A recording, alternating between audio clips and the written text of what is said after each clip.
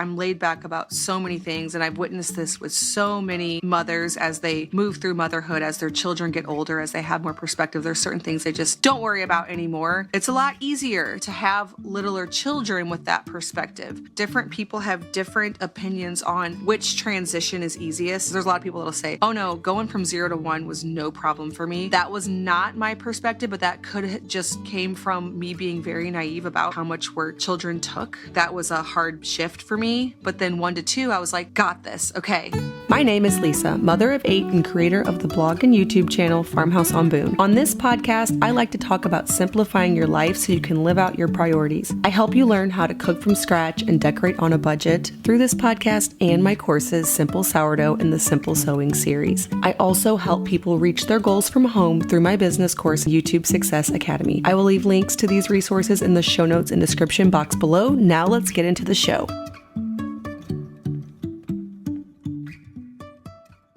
Welcome back to the Simple Farmhouse Life podcast. Today, I am doing one last solo episode before the baby is born.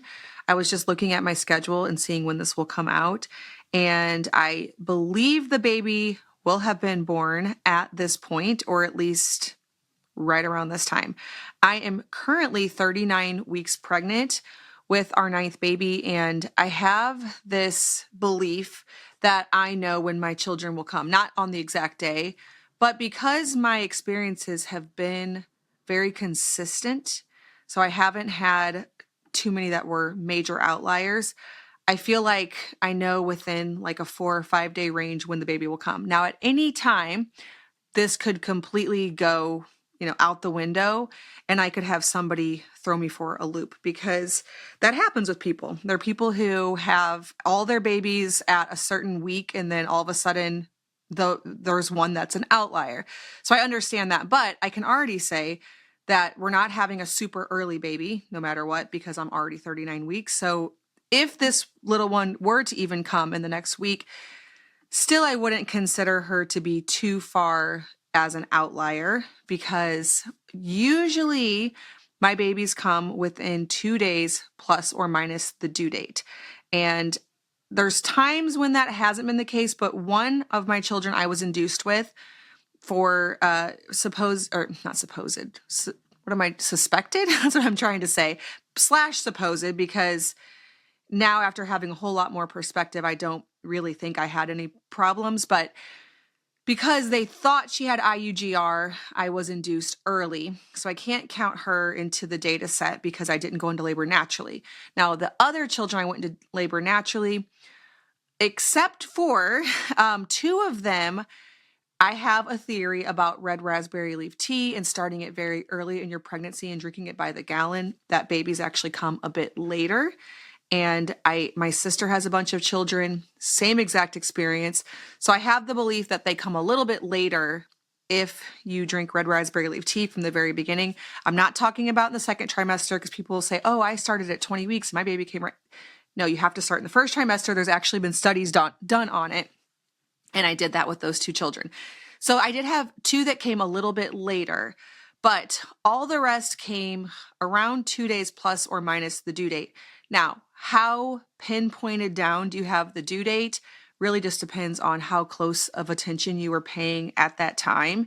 And so, I have the bias that the baby comes around 40 weeks. And so, I do believe that by the time this comes out, the baby will have been born, and there's a chance that I have shared a birth story over on the YouTube channel. I am really praying for and hoping for a daytime labor. My last 2 were daytime labors. The one before that was an overnight labor, and I find that they're so much easier mentally, which to me, labor is all mental, because if I can avoid fear, I can really relax my body. The pain difference in the labor is significant, even from contraction to contraction. If I have one where I'm fully relaxed and then the very next one I have any kind of panicky moment, the pain level of that contraction is just off the charts different. And I have a really hard time when it's the middle of the night, the house is quiet, I'm supposed to be sleeping, wrapping my brain around being okay with all of that, which happened with my sixth child. It was overnight, much more difficult labor because I was in my head. I was alone. I could have woken Luke up, but I didn't because I knew that the next day he'd be caring for all of the children while I was recovering with a newborn. So I didn't really find any sense in doing that. But I had labor all night long, and then I didn't have the baby until about 9:30 a.m. So I found that to be a lot more difficult. The last two babies, Theo? Yeah. Okay, the last two babies, yes. Most of my labor was during the day. The last baby, fully during the day, started around like 8 in the morning, had the baby around 2 in the afternoon.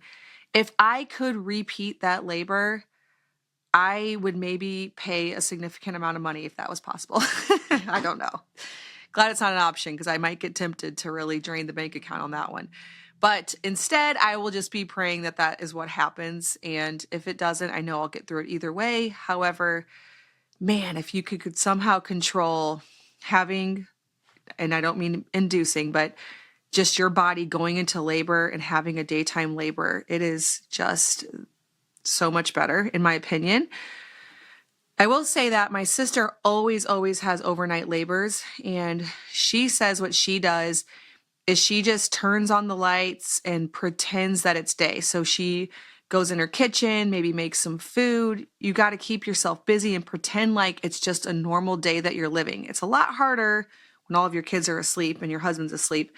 However, I do feel like that could be something I would probably try instead of laying there and thinking about it, maybe going about how I would be going about my day if it were day. I think the fact that it's going to be dark out, that would be harder. So really hoping for a daytime labor. That would be amazing, but we cannot control these things. In fact, it's more likely with all the hormones that kick labor into gear that you would go into labor overnight. But I've actually had several daytime labors. I was thinking through it, and of the ones that I went into labor completely on my own, I had 4 of the 8 during the day. So I have a fairly good shot. I'm not a only overnight type of person. And then with the one I was induced, I'm counting her in the ones that I was in labor overnight, but that doesn't really count because they started Sourdough at 9 p.m. So of course, then I went into labor all night and had her around 5 in the morning. Okay, so with that being said, I'm going to answer a few more questions, and this will be the last solo episode before I'm probably sitting here holding a newborn and nursing her. And I say her because we did find out that this is a girl, and I still have this fear, not fear, because I'd be okay with a boy. It's just interesting thinking something the whole pregnancy and then thinking, what if that wasn't true? And this whole time, it's actually a boy. I only ever had one ultrasound. I didn't do the blood test to find out gender or anything. So I kind of had this one little indication that this is a girl. I'm sure it was perfectly fine. That's how people normally find out. So I'm sure it's good. But there have been times where I've wondered, what if it's a boy? Okay, this is I guess an interesting one because Christmas is still 3 months away. But what does Christmas morning look like for such a large family? What are your favorite Christmas traditions? So I do stockings, and the kids, of course, love that. Fill stockings with things that they love. We have these stockings that they don't really hold a whole lot. The interior space of the stocking just isn't that large. So usually I will set them all out on the table, and it's really starting to look funny because we actually have matching stockings. My mom started buying these personalized stockings when my oldest, the first grandchild, was born.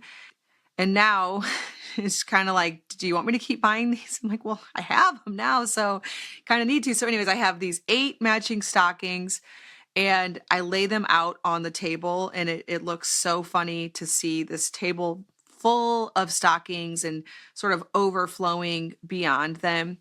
So the kids wake up, and they always wake up early because they're always super excited about it, and they get into their stockings. There's usually some kind of item like a toy, and then there's things to eat like chocolate or special drinks. and it's always really exciting and I guess kind of chaotic too. I am not a huge Christmas person, and I feel like such a Grinch or a Scrooge saying that. And I want to be. I want to be a big Christmas person. I have a sister who is just jolly, jolly Christmas person. And I I mostly have pretty much always just felt a little bit overwhelmed by Christmas, to be perfectly honest with you. I every year when it's not Christmas time, I'm always thinking about how I want this year to feel like that magical Christmas where we're baking cookies and we go to all the Christmas things and you have these warm fuzzy feelings about it. However, I never truly feel that way. I think I feel that way in retrospect. Like when I look back at pictures, I maybe feel that way. But mostly, I feel like there's a lot of things that we need to do to make it a special Christmas. I fall into that. And it mostly just feels like extra stuff. And also, I'm being so negative right now, but this is just the truth. I don't love the months of December, and even I guess November's still kind of fun, but I don't like that it gets dark early. I'm really a baby about cold. And so I'm really just trying to be okay with all of that. I do like that there are activities and things to look forward to, but sometimes it feels overwhelming. Christmas does for me. So with all that being said, we don't have a ton of traditions. We do have the same way that we do Christmas morning. We end up going usually over to my husband's parents and then to his grandparents. We don't do anything with my side of the family on Christmas because we usually celebrate that a few days before. We have it to where everybody has plans on Christmas. So then my family, because everybody's married, so then my family does it on a different day. So that way it's not too many things in one, which is really nice. So that way it's not like you're having to rush from one thing to the next. It was that way for several years of our marriage because we both still had all of our grandparents. And so there was a lot of different things to go to. Now that all of my sisters are married and we all have two separate families to go to, my family does Christmas Eve, which I'd say that's probably my favorite Christmas celebration because before we moved here, we always hosted it. And I really hope that when we move to our farm, that we will be hosting it again because I love hosting. I love preparing and cooking and having people over. That's something I actually really love any time of the year. So that was always my favorite celebration, was hosting Christmas Eve at our last farmhouse, but we won't be doing that this year. We did host Christmas morning last year. Instead of going to my husband's parents, they came to us. So that was really fun. I do like to host. So I probably should just have more Christmas parties and embrace all this. Okay, was there a specific number of kids you thought was the easiest? A lot of people say 2 is easier than 1 because the children have a playmate. This is something that I get this question so often. I recently had someone ask me, is 8 kids easier than 1 or something like that? Like, is 8 kids easier than 1? And I was talking with one of my sisters about this, and I was like, I find that to be kind of a funny question because of course 8 kids is not easier than 1. However, I think because of a lot of things that you become more confident in, a lot of things that you aren't questioning yourself about, a lot of perspective on seeing older children and how this eventually works out mentally, which, what else is there besides mentally in a lot of ways? It is. But then the amount of work, of course, there is significantly more work when it comes to managing the items and the meals. I mean, every meal a mother of 5 makes is, she's making a meal for 7 people. Every meal a mother of 11 makes, she is making a full meal for 13 people. So of course, technically, no, it is in no way easier. However, you definitely get used to a flow and a rhythm of like, this is what I do. I make large amounts of food. This is not a surprising thing. It's not something that I feel like, oh my goodness, I have to make all this food. It's just what you do. You get used to it. And so I think in that way, and I think maybe that's probably what a person means when they ask that question, because of course it's not easier to care for more children. And so in the same way, when people say two is easier than one, I think for me, two was a lot easier than one. I mean, it wasn't because it's actually easier, because now you have two children to care for. Everywhere you go, you need to bring, if you have a baby, you need to bring diapers and extra clothing, and you need to think about possibly a stroller because you can't carry two at once, depending on how close in age they are. So of course, two isn't easier, but I think for me, two definitely felt easier because I had so much more confidence. Like a light bulb went off after having my second, because I did things with my first just based on the books I read and the advice I took from other people. And I was worried about a lot of things. I remember worrying about everything. And then by the time I had my second, there was so many things that I'm like, oh, that's no big deal. Like, this is fine. This is what, I did for this, and then that worked, to the point now where just a ton of little things that come up as a mom that would really have worried me with my first don't even register as a thing. Like when it comes to so many things, like whether it's ear infections or how much sleep they get or what style of baby-led weaning, those are just not things that when you have some perspective, you worry about anymore. And so you're going through just very confidently, like not letting these little things drag you down like you did when you had one. So in that sense, I mean, two, definitely, like my second child was so much easier than my first. And it's not because she was an easier baby. She still needed me to hold her all hours of the day, just like every baby. She's still just all the baby things, she wasn't easier. In fact, when I really look back and think about it, my first was a much easier baby and child. Like, she didn't do a lot of things that toddlers do. She's the only one of all my toddlers I would say that about. She just was an easier child, but she was not easy for me because I went from having no kids, nothing to really think about or worry about when it comes to, my day and my time and how I structured things, to then having to worry about it. And then by the time my second came around, I was already used to that.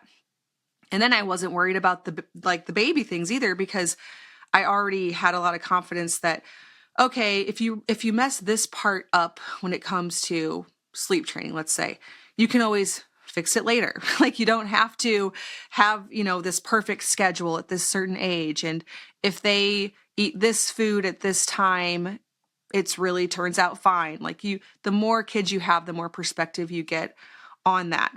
I don't know if it's necessarily easier because they have a playmate. I think at some point that is something that is very, very helpful. But when they're first born, like when you have two children, let's say one is 3 and one is 1, it's not like they're necessarily keeping each other entertained in a way that would be super helpful for you. Definitely now there are aspects of having 8 kids that make that easier, because there are kids that are like, there's all different ages. They can play with each other. I can be in the kitchen doing something and tell my 7-year-old, hey, go look at the 2-year-old and make sure he's still doing what he was doing a few minutes ago while I finish up this certain thing.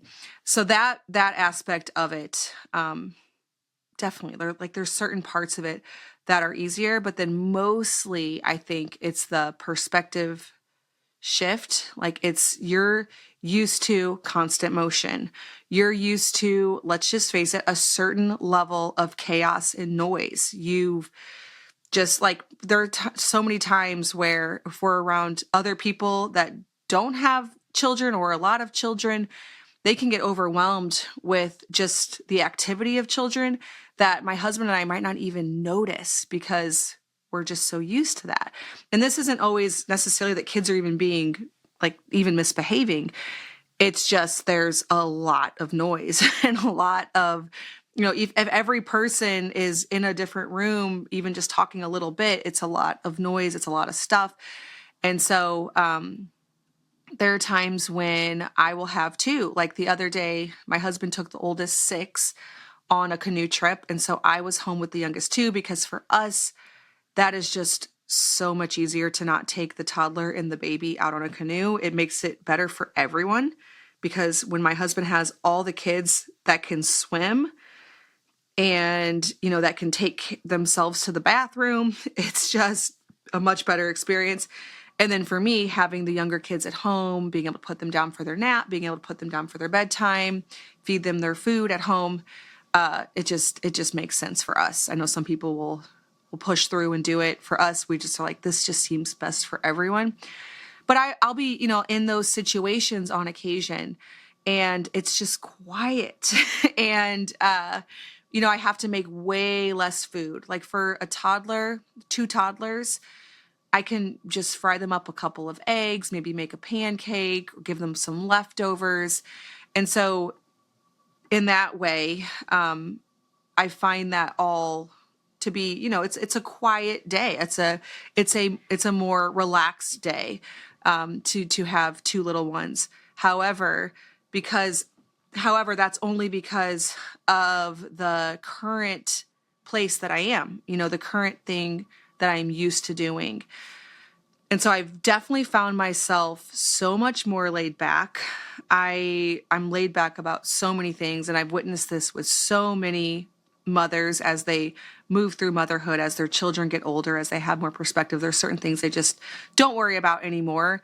And so that makes it to where it's a lot easier to have littler children with that perspective.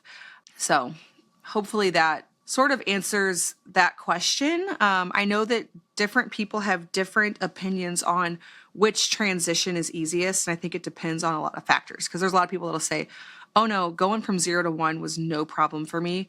It was 1 to 2. That was hard. That was not my perspective, but that could have just came from me being very naive about having kids in general. Don't really feel like I had a clue. And so I was very blindsided at how much work children took. I just had no idea. And so I was very, that was a hard shift for me. But then 1 to 2, I was like, got this. Okay, I got this. And then each transition after that, probably, it takes a while to go to that next level, but none of those transitions feel as significant as the first one. And I think each one feels a little less hard than the one previous to it. And of course, this could depend on what season of life you're in. Like I'm saying this right now, and level 9 could feel really difficult since we're in the middle of a house build. I'll let you know. But I have found that, adding on number 3 wasn't much different than number 2. 4, again, there wasn't ever one that I was like, oh, this is the one. This is the hard one. It definitely felt just very incremental. You kind of get to that next level, so to speak, each time. And that's just my take on it. When Luke and I were first married 17 years ago, we were on a super tight budget, and the only way that I could decorate my home and make it my own cozy space was by doing a lot of DIY and sewing. I've shared that for years on my YouTube channel, on this podcast, on my blog, and recently I put all of those resources together, all of the patterns, the tutorials, and then step-by-step instructions from getting a machine and threading it, learning about tension issues and the bobbin, all those things maybe over the years that have scared you away from sewing, into one course that I've called the Simple Sewing Series. If you've wanted to sew but have been intimidated by the process of getting started, or even if you're a more seasoned seamstress or sewist and you want to improve your skills, I really think that this will be a great resource for you. There's also a private community associated with it, so if you have sewing questions or you're excited to meet other people who are also getting started on their sewing journey, that's available with the course as well, and it's for a very affordable price. You can find my new course and all of the resources that go along with it over at bit.ly/simple sewing course. That's bit.ly/simple sewing course, all lowercase. That's where you can find more info and become a student. Here's a whole list of questions. This person says, I'm new to your podcast. Please forgive me if you've addressed these. Okay, so how do you handle teething? See, there's another thing that like, and maybe I'm in the minority here. So if you're a mom of many and you're like, well, that's not me, then I forgive me for speaking for everyone. But I don't do anything for teething. I just like teething isn't a thing that I even, and maybe this is just my children don't take it badly, but it's never been something that's been super hard. If they're fussier, I might not really realize it's because of teething. So that probably means they want me to hold them more. They demand a little bit more attention. And in which case that's something that, I'm probably nursing them more. I'm probably holding them more, but I'm not always necessarily noticing if it's with teeth, because a lot of times you don't really realize it's teeth until the tooth is popped through. But that's not something that I don't have this certain protocol. Like I always put this on when they're teething. It's not something I do a whole lot for. Do you puree or let baby lead? So I pureed with my first and then never again. So I just give the baby whatever they can eat off our plates. If it's nothing and they're not even one yet, I'm probably just nursing them more. There's usually something that they will enjoy. So I think there's apparently, and see, I'm way out of the loop on this, which is funny because I am still very much a mom in the thick of it. I have right now at this exact moment, a 3-year-old, a 2-year-old, and I'm going to have a newborn any second now. So I'm very much in the thick of it, but I'm also, I can learn new things. You can give me advice. I can take advice. Okay. But there are certain things that I'm like, that's just not something to worry about. And I apparently, according to my youngest sister, who is in the new mom world, because her oldest is 2 and she's pregnant with her second, baby-led weaning is a huge topic right now. And apparently you can do it very, very wrong. And if you mess this up, your children will be picky for life. I want to let you know that it's really fine. Your kids will, there are some kids who will be pickier than others, probably their whole life. Like I know some adults who are still picky, who were raised by the same parents, whose siblings aren't picky. And, picky just means that they don't always choose the most adventurous food, but they still eat and get their nutrition. Then there are some people who are always adventurous with food. All of my children outgrow any kind of pickiness by about, I would say, 7 or 8. They'll eat anything. With the younger kids, I let them kind of pick and choose from whatever meal, but I won't make anything special or separate. I definitely put all the onions, the garlic, the vegetables. I'll serve it all. I let the younger kids be a little bit pickier. By the time they're a certain age, I pretty much just tell them, okay, this is what we're having. But by a certain age, they actually enjoy and like the food. And it's not like you have to eat this thing. They literally want more of the different, more adventurous things. Everybody has their different little preferences, but for the most part, I don't have any child under or over age 7 that is picky. And I didn't do any type of special baby-led weaning thing. I just let them eat what could work. So say you're having, trying to think of a meal. Today we had potato soup, a loaded potato soup. So I'd probably give the baby some of the shredded cheese and some soft potatoes. If we're having something like roast, the baby can't eat that. There's really no way I can break that down in a way that they could eat that. So say the side dish is mashed potatoes, or maybe I'll grab out an avocado or something. But most likely what I'll do is just probably nurse the baby more. If they're a little older, of course, older than 1 and they need food, then I would make them maybe something else. But that's just how I've always handled it, and it works out really well. It really simplifies everything. Okay, which foods did you first introduce?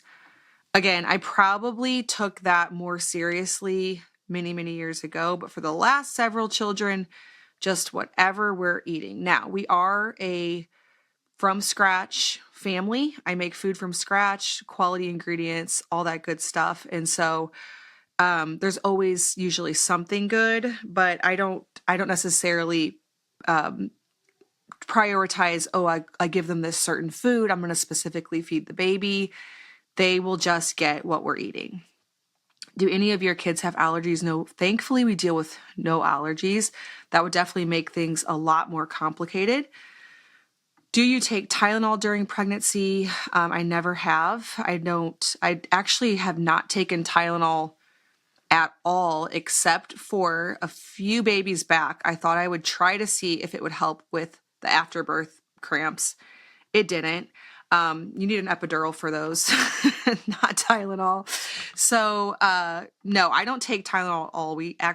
I don't think anybody in my family has taken Tylenol except for my daughter when she had her wisdom teeth pulled. But other than that, it's just not something we ever have. What sunblock do you use on babies? So usually just a hat and a long sleeve shirt. If we're going to be out a long time and there's no shade, something zinc oxide based. Did any of your kids develop bald spots as babies? Every single one of them. Every single one of them.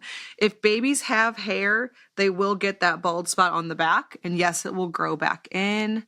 Will you encourage college? Oh, that is such a loaded question. But short answer is no, I will not. I won't discourage it necessarily if they have a certain very specific career that they want to go into.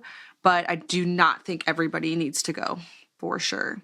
Have you ever had a miscarriage? I have had one miscarriage. Do you take birth control? I bet you can tell I don't. How many children do you want? We've never put a number on it. I did way back when we first got married, kind of like, extrapolate it out and think, oh, we might have like 10 children. I'm turning 40 this year. So, this is our 9th. I won't probably have many more at all.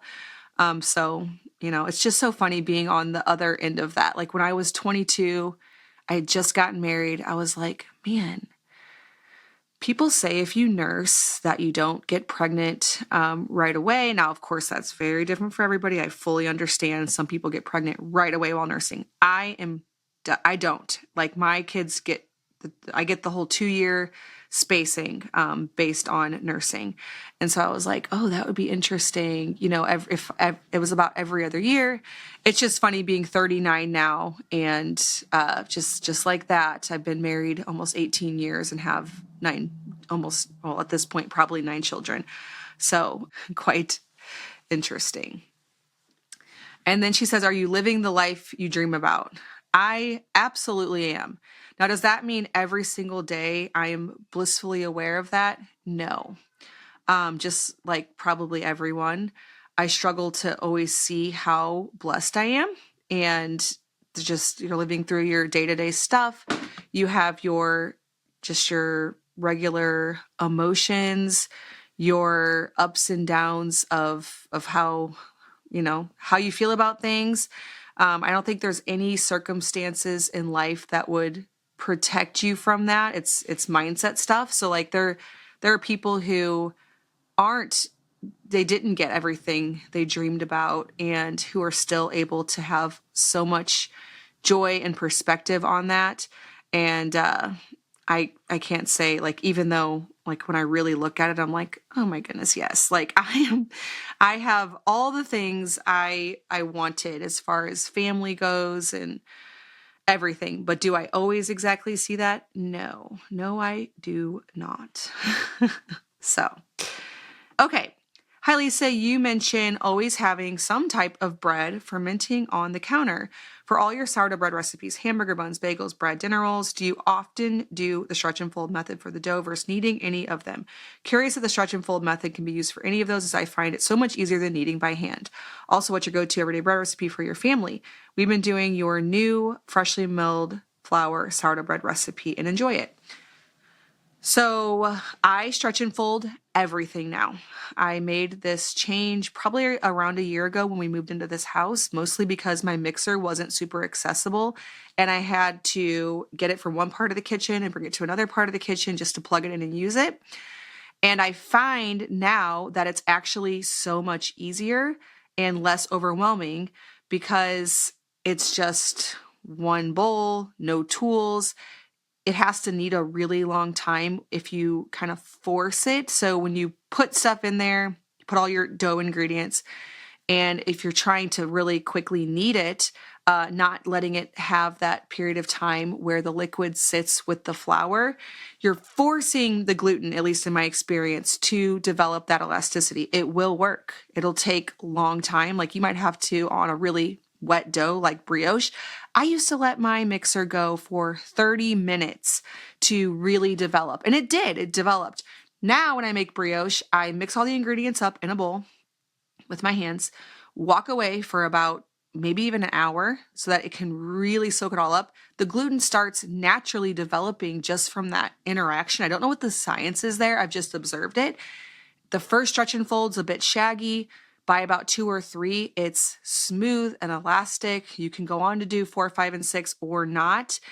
And that works for any dough. It is like, it's been a game changer for me personally. And it's funny because all my blog posts still have the instructions where you put it in the mixer and you turn that mixer on with the dough hook and then you let it knead for a good long while, or hand knead.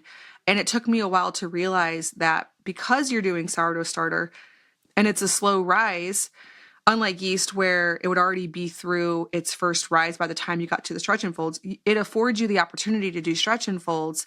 And for me personally, that is just so much easier. Now that I've been using so much more freshly milled flour, and after learning the trick to weigh the wheat berries, so I put my bowl on the scale, pour the wheat berries in until it's the amount that I want, put it through the mill straight into the bowl, and then add the rest of the ingredients right there to the bowl. It just is so streamlined to not use another tool, to not get another tool involved. Because if you're doing freshly milled flour, you're using one bowl to mill your grains into, another, the mixer bowl to mix your ingredients into. I'm just doing it all in one, doing a quick little mix up with my hands, walking away for a while, and then throughout the day, just going over there and doing a stretch and fold. A stretch and fold takes 5 to 10 seconds? It doesn't take any time at all. You just need to sort of be around your kitchen to develop that gluten. So that could be a reason why you might choose to force it done with the mixer and the dough hook, because you're going to be out of your kitchen the rest of the day. You want to get it all mixed up. For me, usually when I'm making bread, I'm just around and it's no big deal. I will say, if you want to do something really hands off and you say you want to mix it up, but then you don't want to be in your kitchen at all the rest of the day, like say it's 6 p.m. and tomorrow morning at 10 a.m., you are leaving with a field trip group to go somewhere for the day and you want homemade bread, but it's 6 p.m. and you need it by 10 a.m. In that situation, I'll do bagels every time because I can mix up the dough with my hands. It's a little dry. Bagel dough is very dry, and I find that if you do a quick initial mix, walk away for an hour, and then come back and mix it up the rest of the way, it'll mix up a lot easier. Let that rise overnight. In the morning at like 7 a.m., shape them, put them on top of your oven, turn the oven on because you're preheating for the bagels. Get your boiling water, like your pot, ready. Then get all the kids ready, do whatever you have to do for the morning, maybe make them breakfast. By about an hour or so, when sitting on top of that hot oven, they'll have risen poofy enough to put into your boiling water. And then you can bake them, say get them in, if you're needing to leave at 10 o'clock, get them in the oven by 9:30 and tell your kids, when these bagels come out, we're leaving. So what you do is, I've just done this so many times. Bagels is what I do every time in this exact situation. So when the bagels go in the oven, it's basically get the water bottles, get the shoes on, and get in the van because that takes about 30 minutes anyways. And then I grab the bagels out and leave. And yes, I take hot bagels. If I need to pack them in any way, I will wrap them in tea towels and then throw them in a bag. And then I'll have already packed the cooler with the meat and the cheese and all of that. And then the last thing I have to throw in are those bagels. Don't forget your bread knife. And then when you get to the place, your bagels have cooled, you have your meat and your cheese, and so you can slice them in half and make the sandwiches. So I have done this so many times, and it's a really good way for, like, if you think about something the night before that you want the next day, you might think, what sourdough thing can you do? It's bagels. That's what I do in those situations. So as far as our everyday bread recipe, bagels is definitely one of them. I'm probably doing that half the time that we need sandwiches. And then I would say my second most common one I do is just the beginner sourdough loaf, half whole grain, half all purpose. We love a crusty loaf. I know some people love the texture and the softness of sandwich. Our family does not. We definitely prefer a crusty loaf, and therefore I find that a little all purpose really helps. Bagels, you can get away with a little bit more whole grain flour and them still taste really great and have that chewy interior, kind of crusty exterior. If you do like 2/3 whole grain, 1/3 all purpose, it yields a really great result. Honestly, even 100% whole grain works out really well with bagels. I find for the crusty sourdough boule that I really like the half all purpose. You can do it with all whole grain. It's great, looks great. I find it worth it for the taste to add a little bit of all purpose to make it delicious. So yeah, that is how I'm currently doing sourdough. Many years ago, when I was pregnant with my 5th child, I decided to add YouTube to my internet business to diversify and open up a whole world of opportunities. Many things have changed about YouTube since that day. A lot of things, honestly, have remained the same, but I love to educate students on how to create an income from home through YouTube with my YouTube Success Masterclass, which you can find over at bit.ly/farmhouse YouTube masterclass, bit.ly/farmhouse YouTube masterclass, all lowercase. There I share the mistakes that I made when I first got started, how you can achieve success faster, and how to earn a diverse and stable income from the YouTube platform. So if you are interested in using video to reach a wider audience for a business you already have, or you're just curious about what it might look like to incorporate YouTube into your life as a homemaker or a stay-at-home mom, go ahead and check out that free masterclass that I put together for you. Hi, Lisa. I am a newer content creator, and I'm always amazed at your workflow. I have seen so many content creators, especially mothers, burn out and give up after a certain amount of time. How do you keep from burning out? Right now, it is overwhelming for me to even get one video out a week. Doing the scripting and keeping the house clean enough for filming, as well as setting up and keeping my large family and homeschool taken care of, is definitely stressful at this point. I would love to hear your tips and thoughts on the subject. So I will say, and one thing I have to point out is in the beginning, same. I had 5 children and everything was done 100% myself. I wasn't hiring yet an editor. I did not have my husband home. I had 5 little children, homeschool, homemaking, all that kind of stuff. And I'm speaking from a perspective of that being very much in the past. I know at that time I had to do a lot of things late at night. We still did the afternoon nap time, even though my older kids were older than napping age. We still did that block of time. So we tried to get all the schoolwork done. At that time, obviously, I had younger ages because if I had 5, let's see, my oldest was probably 8. That sounds about right. So we could get school done in the morning, prioritize that, and then I could still get a block of time in the afternoon for filming. And then a lot of times I'd do editing at night. So that's a small season of life that you have to figure out how to not stay in forever, because that's a lot of moving parts. So at some point, I hired a video editor. Now, we ended up taking that back in-house, and I edited my own videos for a really long time.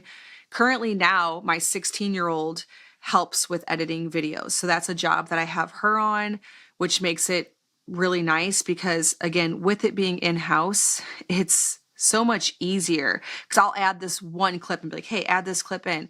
And she will clip everything together. And then all I need to do is sit down in a quiet time and talk for 30 minutes or whatever to voice those videos over. And that works really well for us. So in my current season, as many of you know, my husband's been home from his job for 7 years now.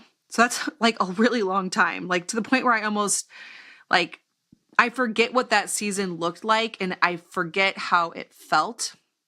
Now there's still there.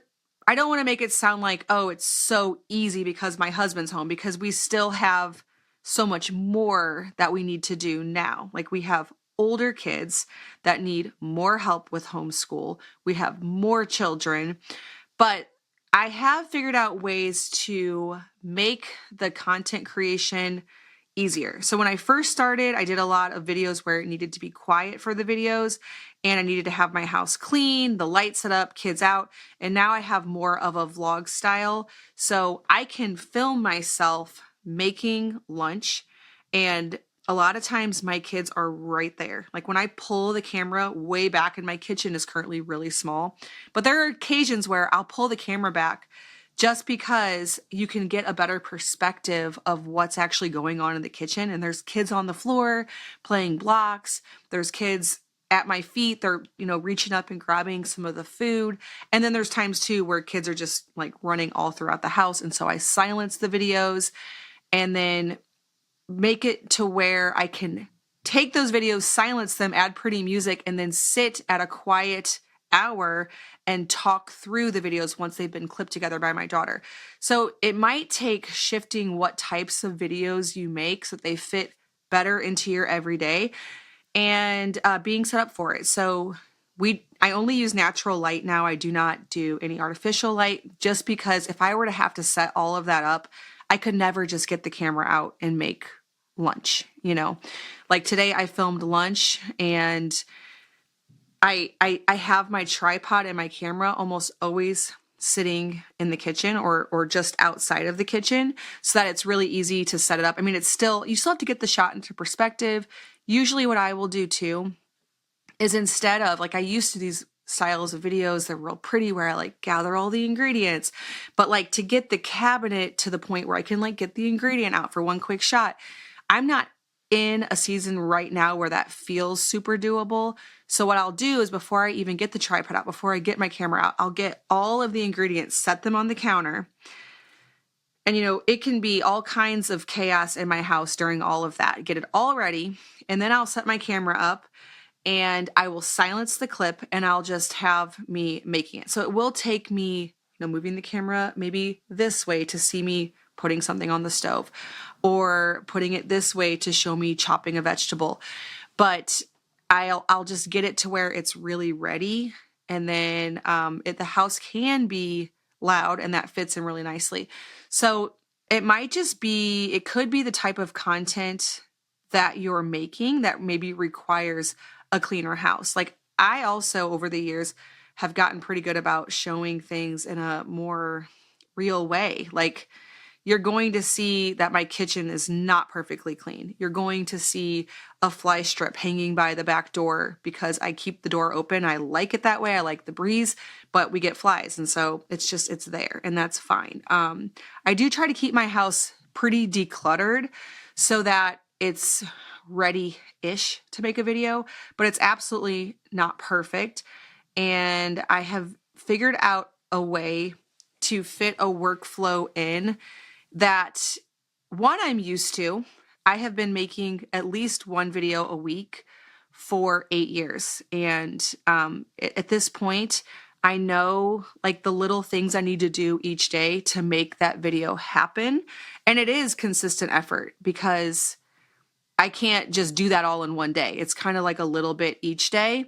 And I know how to plan to make that happen. And a lot of times that is what it comes down to, is kind of planning the week. So like on a Monday, I have all of the groceries I need for the video. I know what types of shots I need to collect throughout the week so that by the end of the week, I have shot the video. I'm also working more ahead than I have in the past. So what I'll do is there was several years where I would I did, I did get all the clips on Monday and Tuesday. And then my daughter would clip those together Wednesday and Thursday. And then Thursday afternoon, I would voice over the video and submit it to whatever sponsor I have so they can approve it or give me any edits to post for the following Friday, giving them a whole week to approve or give me any edits for the video. But now what I do instead is I got myself a whole week ahead of that whole thing. And so I have a whole week, Monday through about Thursday, because usually Friday, Saturday, Sunday, I never get any clips. I need to get the clips that I need, but I have 4 full days to do that. So that might mean that I am filming a certain breakfast on a Monday. And on Tuesday, I'm filming a certain flower arrangement or whatever. And knowing before the week starts that I need these number of clips, and then at the beginning of the week, piecing them in throughout the day, like Monday, make cookies with blah, blah, blah ingredients. That's not a super hard thing to do on that Monday. Like at some point throughout that day, I need to set up my camera and make those cookies. If I've planned properly and I have 4 full days to collect all those shots, and then the following week, my daughter can clip them together and I can voice it over, and being a full week ahead makes it to where there's never any big day where I have to get all this footage. Now, if I do get behind, what I will do is I will, instead of casually filming throughout the week, which I much prefer to do, I will shoot more of like a day in the life. And that's a way to knock it all out in one day, but then we'll take a lot of days to edit it and to come up with the idea of what I'm going to talk about. Now, another thing that becomes easier the longer that you've done this is talking without having to script everything out. And once you get to that point, it's a lot easier because I'm not spending a few hours sitting down and writing out the script. I am just sitting down with my clips and talking kind of what comes to mind. I always have a note in my phone for each video. And so I'm thinking about that video a few weeks before. It's just kind of in my brain before even doing the voiceover. And so I will jot down anything that comes to mind. So I'll have a few points that I want to talk on, but now I've gotten so used to talking to a camera because I podcast and I do a YouTube video that I can kind of extrapolate on that idea fairly easily. And it makes it to where it's not a super hard thing to do. Now there are times, and I was telling my sister this the other day, I was like, I just could not get any words out. And it took me the one entire afternoon nap block just to do one voiceover. And that is very frustrating. Like if it always took that long, I don't know what I would do.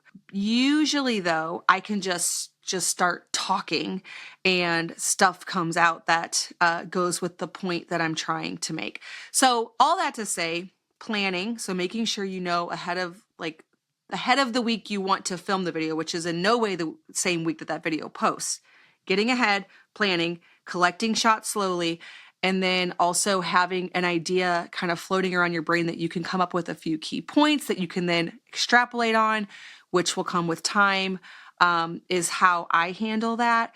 And so I think the longer you do something and the longer you're in the flow of creating videos like this, the easier it gets. I was talking on, which you'll see this interview in a few weeks. I was talking to Sarah Treese, and I got ahead on my guest recordings because while I'm recovering with the baby and trying to figure out once again how to like nurse and do podcasts, I'm not going to be doing any guest interviews. So anyways, I was talking to Sarah Treese, which you'll see that interview in a few weeks, about she does these regular YouTube breaks, which I think is great. I think that's That's a good idea.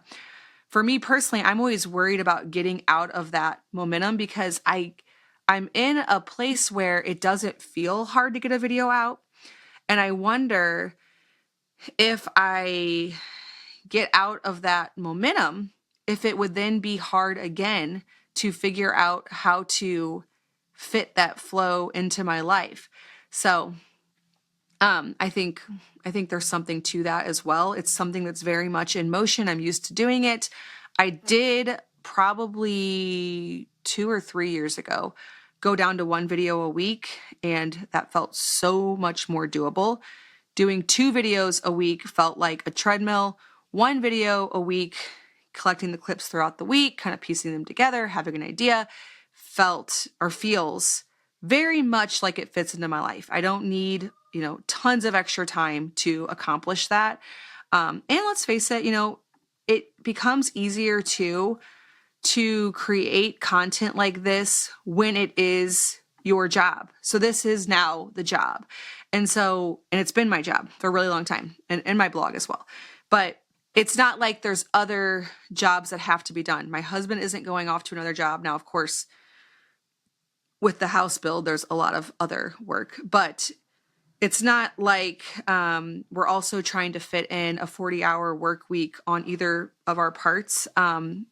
This is what the job is. And so that makes it a little bit easier as well. So hopefully that answers that question.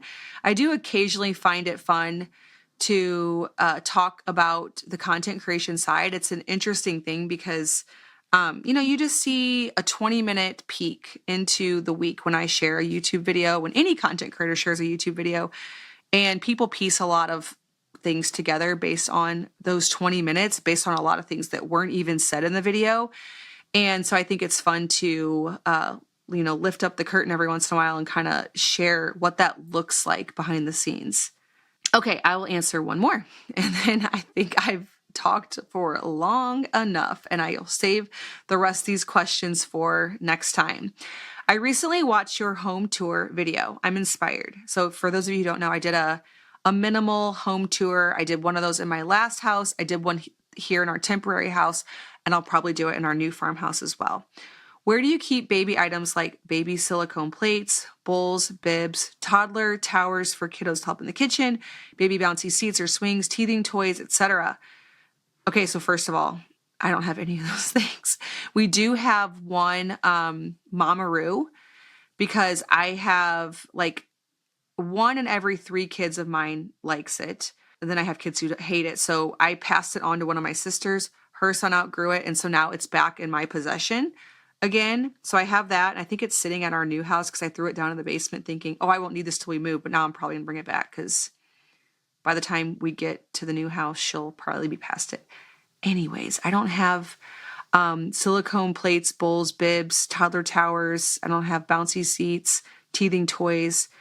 I don't and never do have those things. I think one of my daughters once bought a plate for the toddler, and then we ended up never using it. I do stainless steel that all the kids use, and so the baby can also use that.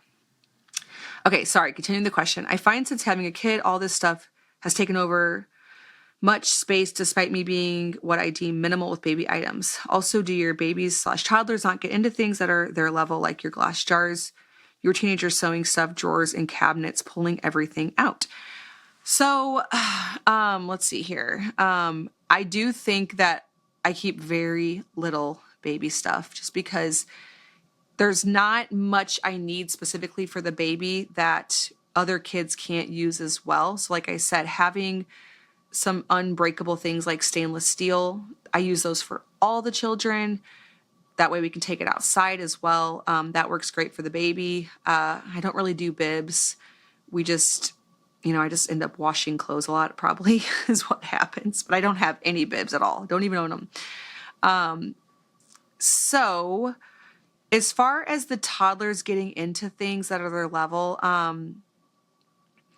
I wonder if that, because I feel like I dealt with that so much more in my first couple children. And I wonder if it's just, I don't think the last several have been less toddlerish. Like they're classic toddlers.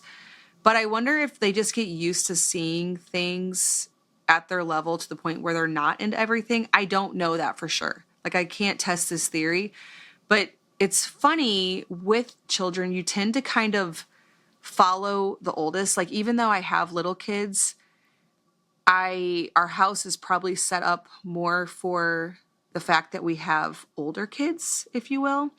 And so, yeah, we don't take things out of their level. And it's not even something I've like consciously thought about, like, we don't do this. It's just now that you're making me think like, oh yeah, with my first, I probably wouldn't have had sewing stuff and fabric down at their level, or, glass bowls. Like, I have my ceramic glass bowls at their level. It's never a problem though. And I wonder if it's just because they're used to it being there. I'd be curious with other moms in the listener, like other mom listeners who have wide age ranges, because we have about 17 years. My oldest will be 17 this fall. The baby's about to be born, between our oldest and youngest. So when you have that age range, do you think the toddlers just kind of adapt to that? Like, the house isn't baby proof and they just don't do all those same things? I am curious because I honestly haven't really thought about that. But yeah, we haven't. When my oldest was a baby, I would have really thought about that. Like, we wouldn't have had things at her level, and I would have probably thought, oh, if she'd get into this and she'd tear this out. And I haven't really experienced that in the last several years. So unless Victor's just less of a toddler, which he's really not. Like, he sits